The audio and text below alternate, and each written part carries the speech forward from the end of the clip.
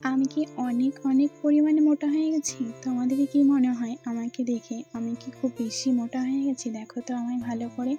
লিখে জানাও কমেন্টে যে আমি কি খুব বেশি মোটা না ঠিক আছি। তো যাই হোক, আমি তো গিয়েছিলাম পুজো দিতে দুপুরে।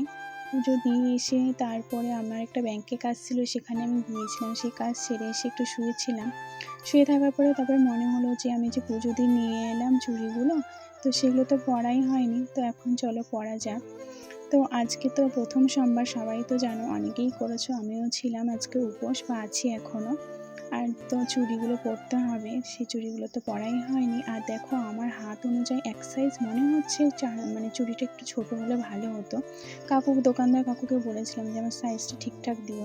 তো বলেছিল হ্যাঁ ঠিকই দিয়েছি। তো আমি যাই হোক পরার পরে আমি দেখছি যে এক সাইজ হলেও ছোট হলেই ভালো হতো। আমি এবার হাতগুলো মেপে দেখছি যে আমার হাতে কি এত মোটা, মানে এত বড় বড় চুড়িগুলো কি হবে।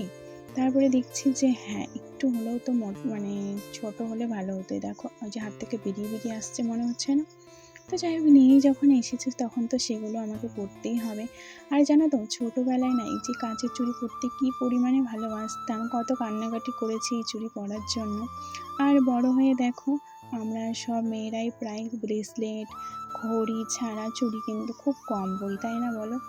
তো এই যে শ্রাবণ মাসটা বাবা ভোলেনাথের জন্য আমরা মেয়েরা চুড়ি পরি, সবুজ চুড়ি। এখন না ভীষণ ভালো লাগে পরে থাকতে।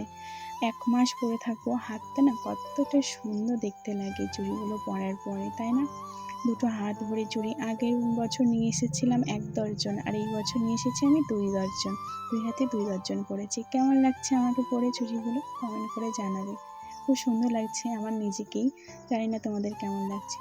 তবে এখন আমি রাখছি, আসবো অন্য কোনো ভিডিও নিয়ে।